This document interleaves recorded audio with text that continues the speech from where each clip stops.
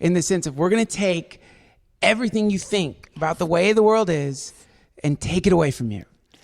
You don't get it anymore. Oh. Okay, but then I would say, what I say is, I'm not trying to take anything away from you. Like, I'm not here to take your story away from you. I'm not. I'm not. Okay. Because that's yours to have. It's like, for me, I had this ex-boyfriend that was such a pain in the ass, and I felt so victimized by him, and I was so hurt and wounded, and it was very real for me. On some level, I knew this is a story I'm making up, right?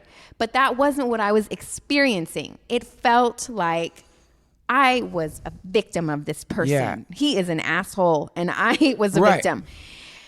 And I felt it. So if somebody came along to me and was like, just drop that. And I had friends that were like, just drop it. And it felt so cruel because it's like, how about I drop you, motherfucker? Drop kick you. Yeah. I mean, but it's like, if I could, I would. Right. If I could, I would. I'm like, So I'm aware that it's not a kind thing to just come in and tell someone, oh, just drop your story. Like, I'm here to take your story away from you.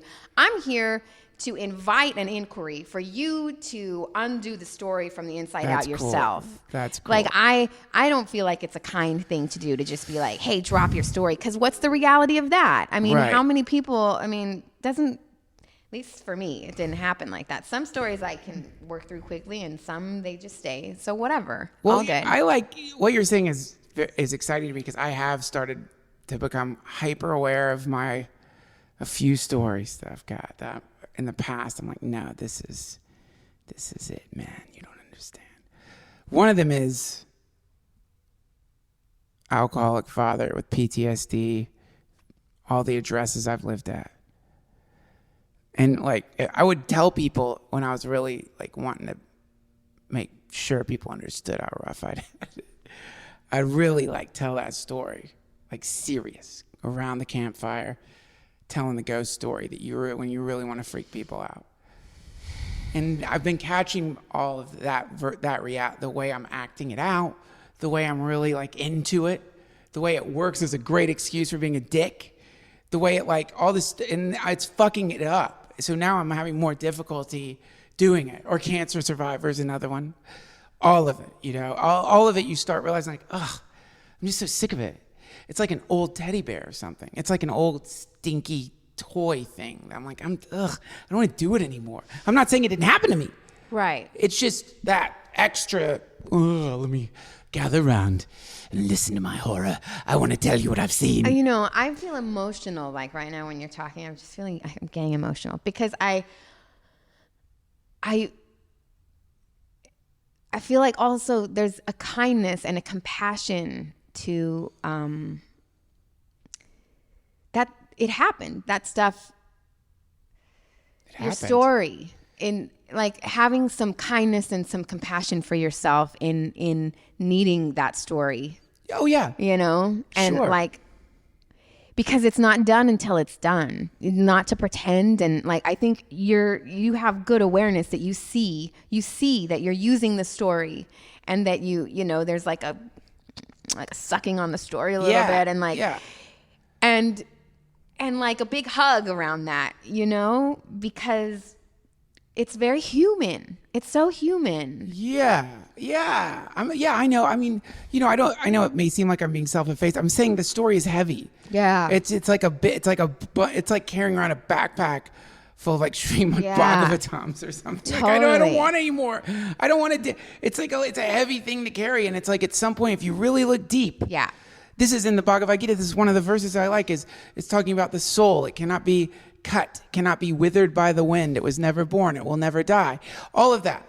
I love that. It can't really be touched in the way, the soul is not traumatized. That might be an offensive statement to some people. The soul sits beneath the trauma. And this is like really, really crazily edgy. That's what the Bhagavad Gita is putting out there. It's like, well, this thing that you are, truly, it's not really going to be touched by this world. And that's very frustrating. It's so radical, right? Yeah. Like to say that is so radical, and especially I feel like right now in these times. And so I feel like it was a gift that I had that last relationship where I felt so wounded and victimized, because it's made me aware. I think if I didn't have it, I'd be like bypassing like a motherfucker. You know what I mean? Like with all the soul can't be touched, I'm not traumatized, like you're not your trauma, you know, all of that, which happens. Yeah. But it has helped me remember that as far as it feels real to me, the trauma, it's real. I mean, and so like, I do want to put that bypassing thing, I want to say it because it's important to talk about it and not just say, I hope nobody hears that the soul rests underneath and it can't be touched. And trauma just isn't a thing that exists at the soul level. All right. And think that like I'm sitting here saying, dismissing someone's years right. of being brutalized. Totally. It to me that no, it's not to negate. You would be negating that thing which is resting in the soul, and to be doing that is ridiculous, and it's a delusion, really. It's just you need a mama to hold the baby. You know, the baby deserves to be held. This is a baby. The baby deserves to be loved. The baby deserves, when it's crying, for someone to come and hold the baby. Yes. And kiss the baby and love the baby. Yeah. But it's like, if we become all baby and no soul, then we become motherless children. And this is a very, very difficult situation to be in. Who says that? Sometimes I feel like a motherless child. I can't remember, some poet, I think. But like, that is real. When I'm all in that shit, I'm a motherless child. I have no one to help me. No one is there. Even people in my life, you don't know what this is. You couldn't help. Right. And they couldn't help. They could try. Right. But wow, when you find that mother, or whatever you want to call it, the soul, and you realize you are being held, you're being held forever. Oh. Now you can fall asleep. I'm just crying. Start crying.